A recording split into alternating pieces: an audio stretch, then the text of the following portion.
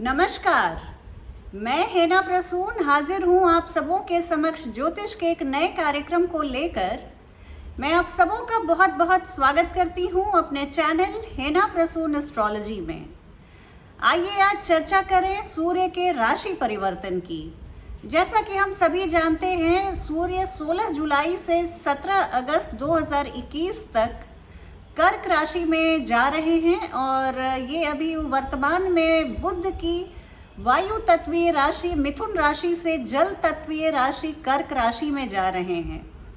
कर्क राशि के भावपति चंद्रमा होते हैं और जैसा कि हम सभी जानते हैं, सूर्य हमारी आत्मा के कारक हैं, हमारे पिता के कारक हैं, सरकार, प्रशासन, राजा, हमारे आत्मसम्मान, हमारे आत्मविश्वास, हमारे वाक चातुर्य, हमारी क्रिएटिविटी, हमारी बोलचाल, हमारे जीवन शैली के एक बहुत बड़े हिस्से को सूर्य गवर्न करते हैं। और बहुत बड़े हिस्से को सूर्य ना सिर्फ गवर्न करते हैं बल्कि उसके सिग्निफिकेटर भी होते हैं।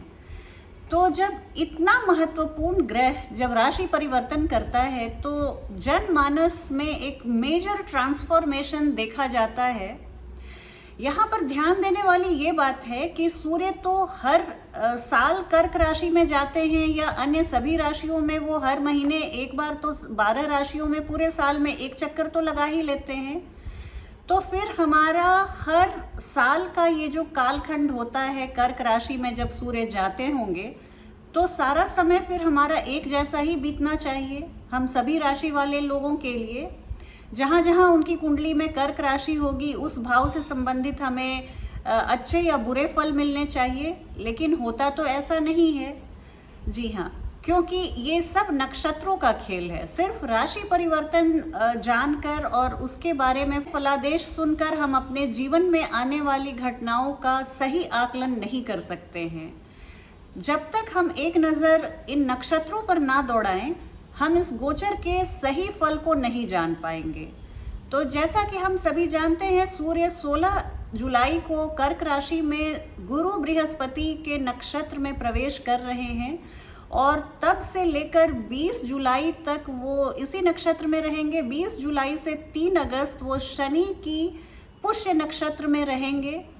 तो ये जो ब्रैकेट ऑफ टाइम है ये आप ज़रा नोट कर लें। ये उसमें सूर्य के कारकत्व में थोड़ी सी कमी देखने को आ सकती है, क्योंकि बात सिंपल है कि सूर्य और शनि एक दूसरे के नैसर्गिक शत्रु हैं और सूर्य अपना उतना प्रभावशाली परिणाम नहीं दे पाएंगे इन दिनों जब तक वो शनि की पुष्य नक्षत्र में रहेंगे। 3 अगस्त के बाद वो बुध की अश्लेषा नक्षत्र में चले जाएंगे और वहाँ पर जाके उनके प्रभाव में बहुत विस्तार आ जाएगा, उनके अच्छे परिणाम देने की शक्ति में बहुत इजाफा आ जाएगा। और फिर आप जैसे जैसे सूर्य का ये गोचर आगे बढ़ता जाएगा, इससे संबंधित सभी राशियों में कुछ खास राशियां ऐसी हैं जिन्हें बहुत बम्पर फल मिलेगा, बहुत बम्पर फायदे की उम्मीद की जा सकती है। ये एक छोटी सी भूमिका थी आप लोगों के लिए और इसके बाद हम एक एक करके सभी राशियों पे नज़र दौड़ाएंगे कि सूर्य का ये गोचर आपके लिए कैसा रहेगा। देखिए, सूर्य जब कर्क राशि में जाते हैं तो ये चंद्रमा की राशि है कर्क राशि, और चंद्रमा को हम ज्योतिष के भाषा में इन्हें सम्राज्ञी की उपाधि दी जाती है और सूर्य को राजा सम्राट की ग्रहों के सम्राट माने जाते हैं। तो ये एक तरह से राजा रानी का मिलन है और यहाँ पर आके सूर्य काफ़ी जैसे जिसके घर में हम जाते हैं उसकी बोली बोलने लगते हैं।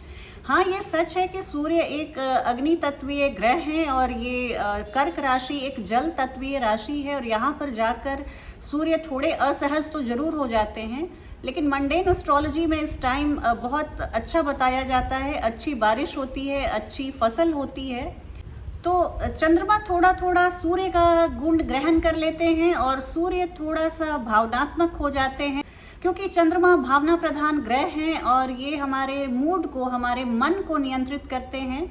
तो सूर्य एक बहुत यहाँ पर आके बहुत नर्चरिंग हो जाते हैं, बहुत सिंपैथेटिक हो जाते हैं लोगों के लिए, लोगों के भावनाओं को समझने में सक्षम हो जाते हैं और यहाँ पर आकर एक बहुत अच्छा मेल और फीमेल एनर्जी का आप एमालगमेशन देखेंगे। एक तो ये जो कॉम्बिनेशन बनता है वो अगर ज्योतिष के दृष्टिकोण से देखी जाए तो ये एक बहुत ही उत्तम संयोग बनता है।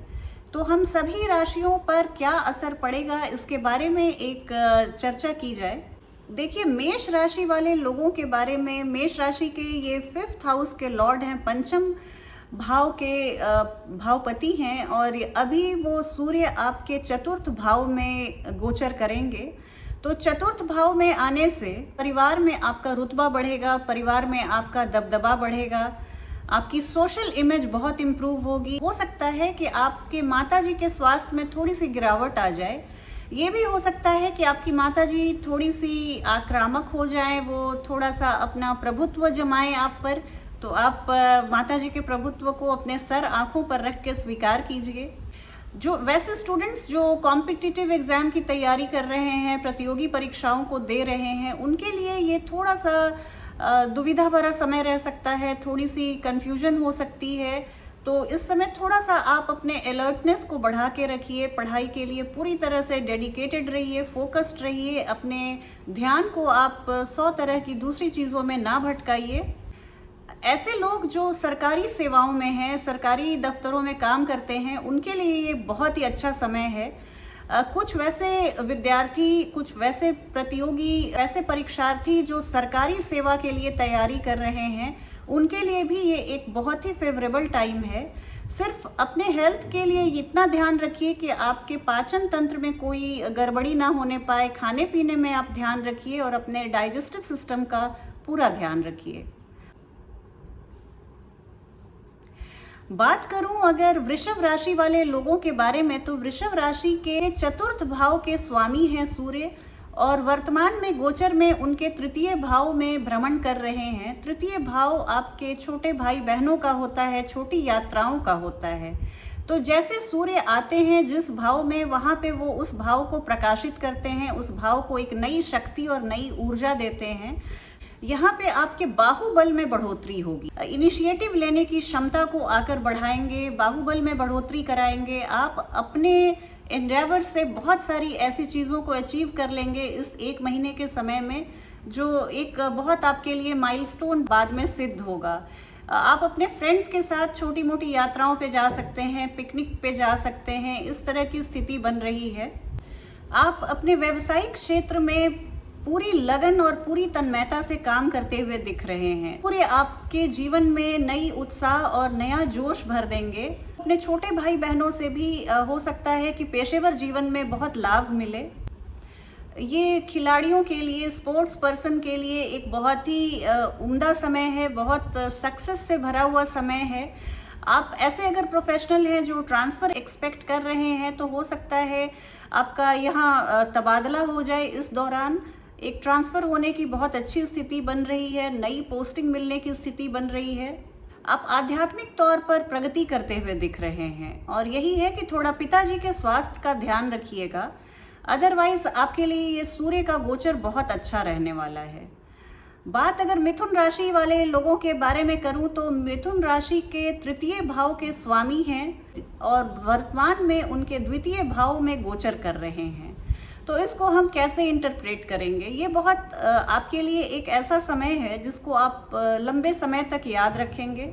मॉनेटरी गेन्स की अगर बात करूं, आर्थिक पक्ष की बात करूं, तो आपको आर्थिक मुनाफा होना तय है। आपको थोड़ी सी थकान का अनुभव हो सकता है, आपको मन थोड़ा सा सुस्त लग सकता है, थोड़ी सी आप फैटिग आपको इन जनरल थोड़ा सा लगता रहेगा, थोड़ी सी इनर्शिया लगेगी, आप बहुत ज़्यादा आप में चुस्ती फुर्ती का थोड़ा सा अभाव देखने को मिल सकता है। आप हेल्दी खाना खाएं और अपना ध्यान रखें। आपके घर में हो सकता है कोई स्वाभिमान की लड़ाई या कोई ईगो टसल हो सकता है अपने परिवार के ही बाकी सदस्यों के साथ। तो इस तरह की स्थिति ना पनपने पाए, आप इसका पूरा ध्यान रखिएगा। थोड़ा सा आप अपने शब्दों, अपनी भाषा पर कंट्रोल रखिएगा। थोड़ा सा इमोशनल टर्बुलेंस का समय लग रहा है, भावनात्मक तौर पर आप थोड़े से बेचैन लग सकते हैं, ये समय ही ऐसा है। आप अपनी भावनाओं को अपने नियर एंड डियर वंस के साथ, अपने जो आपके बहुत पक्के दोस्त हैं उनके साथ शेयर कीजिए। मन में आप इमोशंस को बढ़ने मत दीजिए और अंदर से घुटन को बढ़ने मत दीजिए। अगर आप सरकारी सेवाओं में काम करते हैं तो ये आपके लिए अच्छा समय है। सरकारी सेवाओं में काम करते हैं तो यहाँ पर इस महीने कुछ लाभ की स्थिति बन रही है। स्टूडेंट्स के बारे में बात करूं तो स्टूडेंट्स को पढ़ाई में बहुत मन लगेगा, उन्हें अपने सब्जेक्ट के ऊपर, अपने विषयों के ऊपर बहुत कमांड हो जाएगा। और इस तरह से अगर मैं देखूं तो मिथुन राशि वाले लोगों के लिए भी सूर्य का ये गोचर बहुत अच्छा रहने वाला है। कैंसेरियंस की बात करूं तो देखिए, आपके तो लग्न में ही सूर्य आ रहे हैं, आपके द्वितीय भाव के स्वामी धनेश आ रहे हैं लग्न में। देखिए, पिछले महीने कहने की ज़रूरत नहीं कि आपने बहुत सारी आर्थिक दिक्कतों का सामना किया होगा, क्योंकि सूर्य पिछले महीने आपके द्वादश भाव में थे, खर्चों के भाव में थे। कुछ अंधाधुंध खर्च हुआ होगा, वांछित अवांछित दोनों जगहों पे आपने खर्च किए होंगे। परिस्थिति आपकी बिल्कुल पलट जाएगी जब 16 तारीख को सूर्य आपके लग्न में आ जाएंगे, तो आपके आत्मविश्वास में इजाफा होगा, आपकी पर्सनालिटी में चार चांद लग जाएंगे, सूर्य के जैसा तेज आपके चेहरे पे होगा। और जैसे सूर्य के उनके गुरुत्वाकर्षण से सारे 9 ग्रह मंडराते हैं उनके आगे पीछे, वैसे लोग आपके पीछे मंडराने लगेंगे। ये एक बहुत ही अच्छी स्थिति है। आपका धन का आगमन बढ़ने लगेगा। अभी तक आपने पिछले महीने जितनी भी दिक्कतों का सामना किया, सबसे आप निवृत्त हो जाएंगे। एक बहुत ही प्रॉस्परस टाइम है। देखिए, एक चीज़ है, विचारों के बवंडर में आप अपने आप को मत फंसने दीजिएगा। इस तरह की स्थिति आ सकती है। ऐसे भी कैंसेरियंस बहुत कोमल हृदय के होते हैं और बहुत सोचने वाले होते हैं। वो अकेले भी रहें तो 100 तरह के ख्याल उनके मन में आते जाते रहते हैं। वैसे तो कहा जाता है कि एवरेज ह्यूमन बीइंग एक दिन में 60,000 से 65,000 थॉट्स से गुजरता है। तो शायद कैंसेरियंस के थॉट्स आने जाने की जो स्पीड होती है वो इससे भी ज़्यादा होती होगी। तो आप विचारों के बवंडर में अपने को मत फंसने दीजिए, इस टाइम को एंजॉय कीजिए। जैसे आप में एरोगेंस आ सकता है। देखिए, आप आत्म स्वाभिमान तो आप रखते हैं और वो रखना भी चाहिए। जिस व्यक्ति में सेल्फ रिस्पेक्ट नहीं है, उसकी कोई हैसियत नहीं है, उसका कोई वजूद नहीं है। ऐसे कैंसेरियंस जो गवर्नमेंट के हाई पोस्ट में हैं, बहुत ऊंचे पदों पे आसीन हैं, उनके लिए लाभ की बहुत अच्छी स्थिति बन रही है। उन्हें अपने पोजीशन को एक स्ट्रॉन्ग करने का ये टाइम है, अपने पोजीशन को कंसोलिडेट करने का टाइम है, उसको बहुत सुदृढ़ करने का ये टाइम है। बिजनेस प्रोफेशनल्स की बात करूं तो उनके लिए बहुत ही फेवरेबल टाइम है। इस समय आपको जो आर्थिक मुनाफा होने वाला है, उसको आप उसके अनुपात को देख के आप खुद ही चकित रह जाएंगे। अगर आपको इस दौरान बिजनेस के सिलसिले में या अपने जॉब के सिलसिले में या इन जनरल अपनी लाइफ के सिलसिले में कोई भी महत्वपूर्ण फैसला लेना है, तो ये समय बहुत फेवरेबल है। आप जो फैसला लेंगे वो सही समय के प्रवाह के साथ वो बिल्कुल सही साबित होगा। आप अपने आँखों का ध्यान रखिए। हो सकता है कि थोड़ी सी समस्या, आँखों का कोई छोटा मोटा इन्फेक्शन आपको ना होने पाए, इसके लिए आप सतर्क रहिएगा। और अब बात करूंगी सिंह राशि वाले लोगों के बारे में। तो सिंह राशि के तो लग्नेश ही हैं सूर्य देव, और यही बात है कि जब लग्नेश आपके वर्तमान गोचर में द्वादश भाव में भ्रमण करेंगे, तो लग्नेश का द्वादश भाव में आना एक बहुत अनुकूल स्थिति नहीं बनाता है। लेकिन देखिए, इतना तो तय है कि आप अपने ऊपर काफ़ी खर्च करने वाले हैं, काफ़ी शाह खर्ची का परिचय देने वाले हैं। द्वादश भाव में सूर्य आपसे काफ़ी खर्च करवाने वाले हैं। आप अपने नेचर से थोड़ा सा उलट बहुत सेंसिटिव पाए जाएंगे इस दौरान। जब सूर्य कर्क राशि में आते हैं तो सिंह लग्न वाले जातक जो हैं वो काफ़ी सेंसिटिव हो जाते हैं और उनमें काफ़ी करुणा, दया, ममता, इस तरह की भावना भर जाती है, जो बहुत अच्छी बात है। क्योंकि आप एक एक्सट्रीम पे, जो आप में लीडरशिप की क्वालिटी है, जो एग्रेशन है, जो एक डोमिनेटिंग आपकी पर्सनालिटी है, उसमें जब ये थोड़ा सा ये जो कहते हैं कि दिन और रात ऑपोजिट अट्रैक्ट्स, तो इस तरह की कुछ जो ऑपोजिट ट्रेट्स आपकी पर्सनालिटी में आ जाती है, तो आपके व्यक्तित्व का निखार और बढ़ जाता है। तो ये, इसके लिए आप बहुत बधाई के पात्र हैं। आप कुछ धार्मिक कार्यों पे खर्च करते हुए नजर आ रहे हैं। आपको कुछ गोपनीय कार्य करने में लिप्त पाया जा सकता है, तो इस तरह की स्थिति ना बने, आप इस पर थोड़ा सा सतर्क रहिएगा। आप इस दौरान थोड़े से शॉपिंग स्प्री पे जा सकते हैं, बहुत सारी लग्जूरियस आइटम्स आप खरीद सकते हैं। बिजनेस प्रोफेशनल्स को सलाह दी जाती है कि वो बहुत कॉशियस रहें, कोई भी बहुत बड़ी डील करने से बचें। ये समय ऐसा है कि बिजनेस में थोड़ी सी हानि हो सकती है, लॉसेस की संभावना है। लेकिन हाँ, अगर आपका बिजनेस व्यापार ओवरसीज आपका बिजनेस व्यापार है, आप आयात निर्यात के क्षेत्र में हैं या मल्टीनेशनल कंपनीज में काम करते हैं, तो आप निश्चिंत रहिए, आपको भारी मुनाफे का संकेत है। देखिए, आपके शत्रु इस समय प्रबल हो सकते हैं, तो अपने शत्रुओं पर कड़ी निगाह बनाए रखिए, उन्हें ओवर पावर मत करने दीजिए। और इसी के साथ ही साथ मैं ये भी आपको बताऊंगी कि आप अपने पिताजी के स्वास्थ्य का ध्यान रखिएगा। पिताजी की हेल्थ में कोई कॉम्प्लिकेशन ना आने पाए, कोई तकलीफ ना आने पाए, इसके लिए आप सजग रहिए। कन्या राशि वाले लोगों के बारे में बात करूं तो कन्या राशि वाले लोगों के लिए द्वादश भाव के स्वामी होकर सूर्य उनके एकादश भाव में जा रहे हैं। तो देखिए, कोई भी गर्म ग्रह अगर तृतीय भाव, षष्ठम भाव, दशम भाव और एकादश भाव में जाता है, कोई भी क्रूर ग्रह, कोई भी पाप ग्रह अगर जाता है इन उपचय भावों में, तो वहां पे जाकर वो बहुत अच्छा परिणाम देता है। तो कन्या राशि वाले लोगों को तो ये जो 1 महीने का कालखंड है उसमें उन्हें जुट जाना चाहिए, उनके लिए प्रचुर लाभ की स्थिति बन रही है। अगर आप किसी भी पेशे में हो, आप सरकारी सेवा में हो, आप बिजनेसमैन हो, आप प्रोफेशनल हो, आप एक्सपोर्टर हो, किसी भी तरह के कार्य व्यवसाय से आप जुड़े हुए हैं, आपको एक बम्पर मुनाफे का संकेत मिलने वाला है। और इसके लिए आप मुझे बाद में थैंक यू बोल सकते हैं, क्योंकि सबसे पहले मैंने आपको बताया। आप अपने परिवार और मित्रों पर काफ़ी खर्च करते हुए नज़र आ रहे हैं। जो भी लोग सत्ता में हैं, जो अथॉरिटी में हैं, ऐसे लोगों से आपके संपर्क बढ़ेंगे और संपर्क से आपके 100 तरह के दूसरे कार्य भी सधेंगे। देखिए, थोड़े से आप द्वंद्व में पाए जा रहे हैं। इस दौरान हो सकता है आप किसी मानसिक द्वंद्व से गुजर रहे हों, आप ऊहापोह की स्थिति में हो, आप दुविधा में हो, या आप मैं ये करूं या वो करूं, किसी निर्णय पे पहुंचना आपके लिए मुश्किल लग सकता है। ये समय ऐसा थोड़ा सा आप फील कर सकते हैं। और जैसा मैंने शुरुआत में भी कहा था कि अगर आप सरकारी सेवा में हैं, गवर्नमेंट एम्प्लॉयज़ हैं, तो आपके लिए लाभ की बहुत स्थिति बनेगी। आप इस समय को बिल्कुल हाथ से पकड़ के रखिएगा, जाने मत दीजिएगा और पूरा लाभ उठाइएगा। बच्चों के, आप अगर बड़ी उम्र के कन्या राशि के जातक हैं और आपके बच्चे हैं, तो उनके हेल्थ का आप थोड़ा सा ध्यान रखिए। थोड़ा सा उनके हेल्थ का इशू कुछ ना बनने पाए, इस तरह आप सजग रहिए।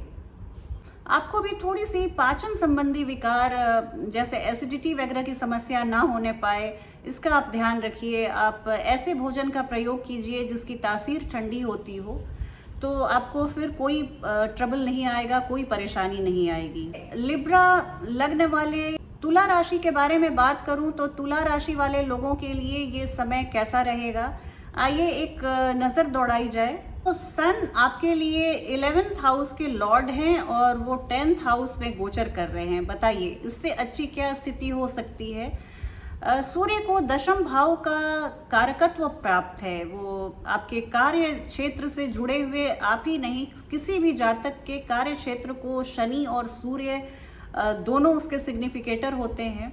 और सूर्य तो दशम भाव में आके उन्हें दिशा बल प्राप्त हो जाता है, यहाँ पर आके सूर्य दिग्बली हो जाते हैं। तो आपके लिए एक बहुत ही अच्छी स्थिति बन रही है। आपको आपके ऑफिस में नए सुअवसर प्राप्त होने वाले हैं, लाभ की स्थिति बन रही है, आय के स्रोत बढ़ते हुए दिख रहे हैं। ये एक बहुत ही अनुकूल समय है।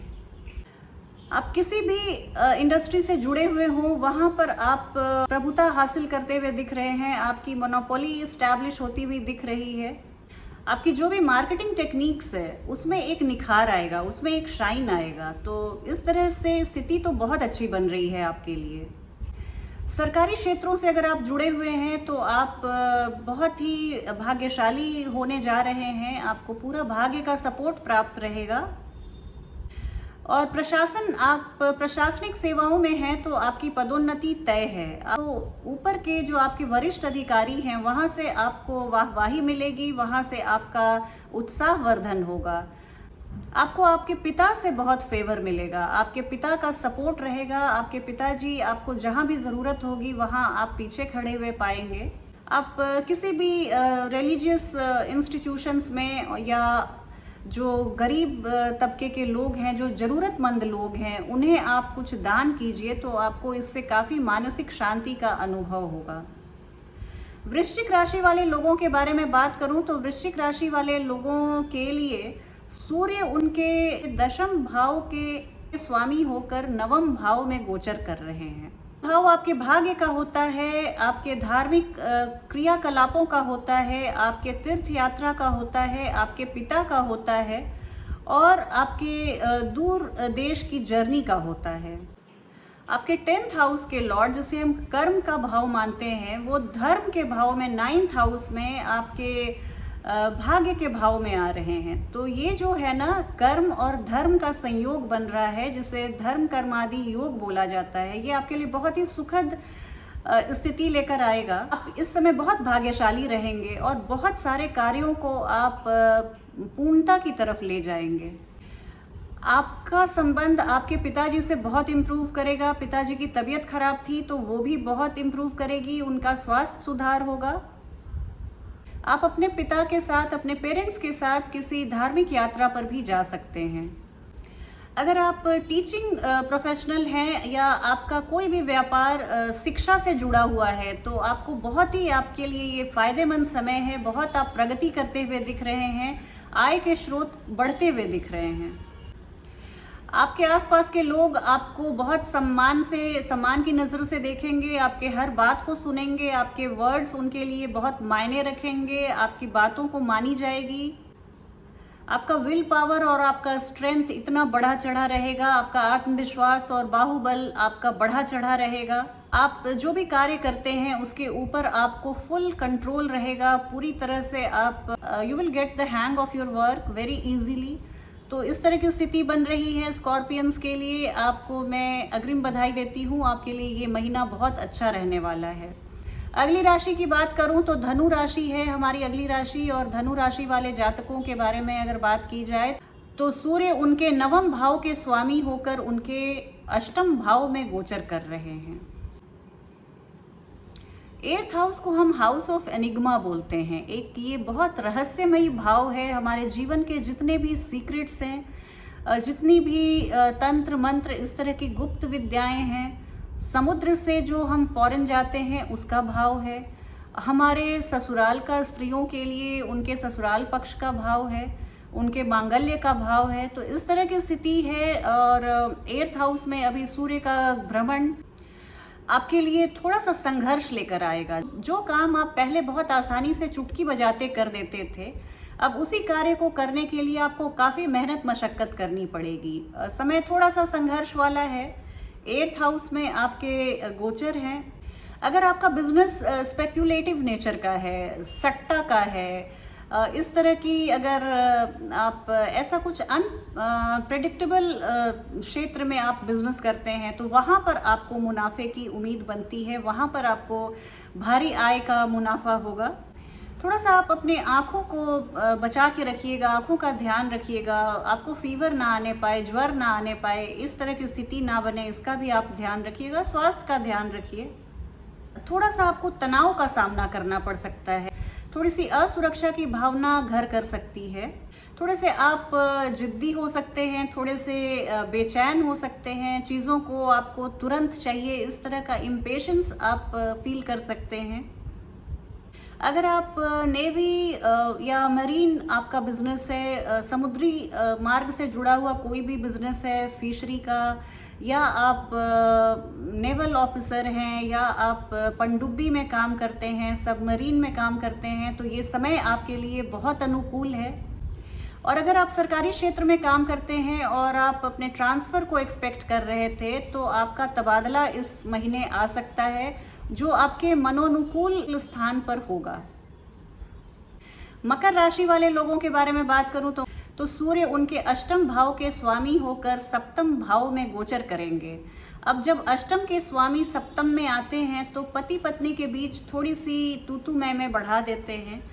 गर्मी बढ़ा देते हैं बातचीत में, थोड़ी से रोष आ जाती है दोनों पक्षों की तरफ से, और बिजनेस पार्टनर्स से भी थोड़ी सी अनबन हो सकती है। आपको लगेगा कि वो मेरी बात नहीं सुन रहा है, मेरा बिजनेस पार्टनर मुझे ओवर पावर कर रहा है, तो इस तरह की मिसअंडरस्टैंडिंग डेवलप हो सकती है। देखिए, अगर आप कुछ ऐसा काम करते हैं जो पेट्रोलियम, माइनिंग या इस तरह के एनर्जी फील्ड से जुड़ा हुआ आपका कार्य क्षेत्र है, तो आपको भारी मुनाफे की संभावना है। सरकारी टेंडर से भी आपको लाभ की स्थिति बन रही है। देखिए, इस समय अगर आप मकर राशि के हैं और सिंगल हैं तो आपके लिए एक बहुत ही अच्छा समय है। लिए विवाह की बहुत अच्छी संभावना बन रही है। तो अविवाहित जातकों के लिए भी मैं थोड़ा सा आगाह करना चाहूँगी कि इस दरमियान आपको कुछ ऐसे मैरिज प्रपोजल्स आ सकते हैं जो आपको दिखने में बहुत अच्छे लगेंगे, लेकिन ये थोड़े से डिसेप्टिव हो सकते हैं। अष्टम भाव का संबंध बन रहा है। मैं आपसे आग्रह यही करूंगी कि आप 1 महीने अगर रुक सकते हैं तो रुक जाइए। आपको ज़्यादा बेहतर क्लैरिटी आएगी कि किस प्रपोजल को स्वीकार करना है और किसे नहीं। बाकी मैरिड जातकों के लिए या ऐसे जातक जो अभी कोर्टशिप में हैं, उन्हें मैं यही सलाह दूंगी कि आप थोड़ा सा मिलना जुलना अभी कम कीजिए, क्योंकि हो सकता है छोटी सी बात राई का पहाड़ बन जाए, तू मैं बढ़ जाए, आर्ग्यूमेंट्स होने लगे। तो इस तरह की स्थिति से आप बिल्कुल अपने को काट के रखिए। आपके पिताजी के प्रोफेशन में थोड़ा सा ढलान आ सकता है। आप इस समय से आप गुजर रहे हैं क्योंकि बच्चों की किस्मत से माता पिता प्रोग्रेस करते हैं, माता पिता के कर्मा से बच्चे प्रोग्रेस करते हैं, तो हम सभी एक दूसरे से इंटरलिंक्ड होते हैं। तो इस तरह आपके पिताजी के करियर के लिए थोड़ा सा ये उपयुक्त अनुकूल समय नहीं दिख रहा है। बात अगर कुंभ राशि वाले जातकों की करूं तो कुंभ राशि वाले लोगों के लिए उनके 7th हाउस के लॉर्ड, सप्तम भाव के लॉर्ड, उनके विवाह के भाव के लॉर्ड षष्ठम में जा रहे हैं। तो ये स्थिति बहुत अनुकूल तो नहीं है, लेकिन बहुत बेहतर है, बहुत सेंस में बहुत अच्छी है। ये हो सकता है कि आपके स्पाउस की तबीयत थोड़ी सी नासाज हो जाए, ख़राब हो जाए। आपके हस्बैंड ऑब्लिक वाइफ की तबीयत थोड़ी सी, आप उस पर नज़र बना के रखिए।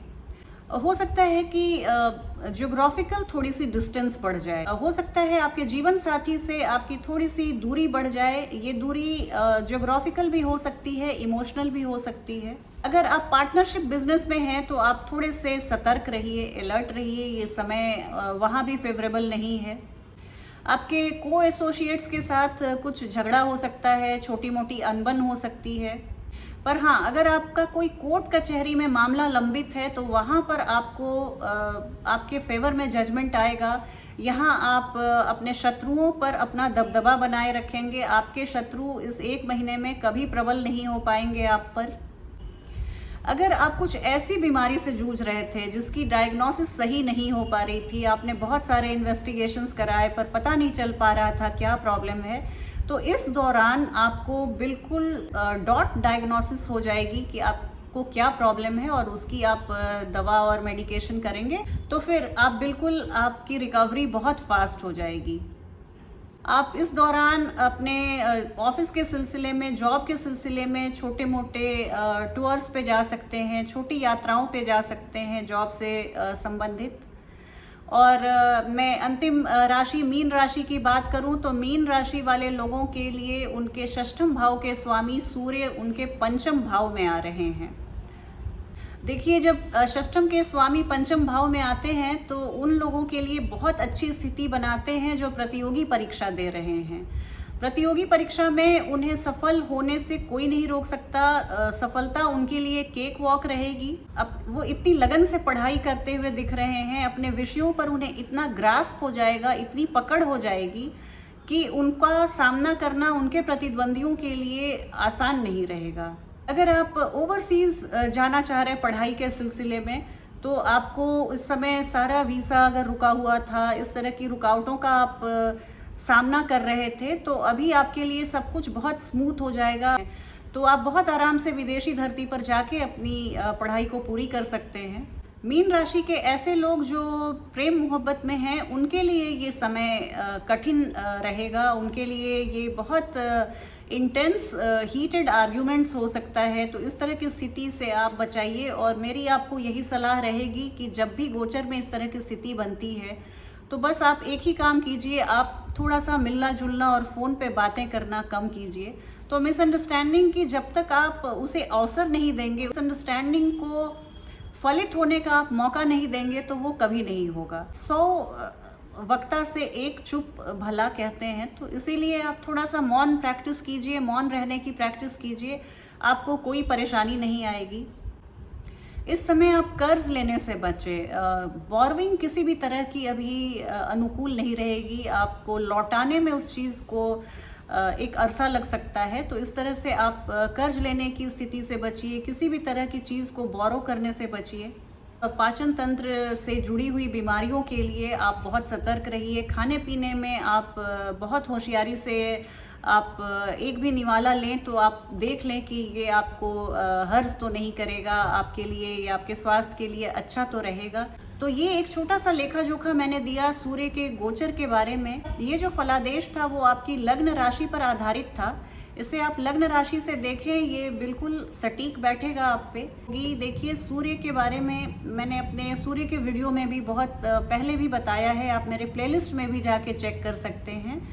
सूर्य को जो चंद राशियों के लिए जो उनका भ्रमण अनुकूल नहीं है, उन सभी राशि वाले लोगों को ये सलाह दी जाती है, इवन जिनके लिए बहुत अच्छे हैं सूर्य, उनके लिए भी मैं सलाह दूंगी कि आप रविवार को 3 बार आदित्य हृदय स्तोत्र का पाठ कीजिए।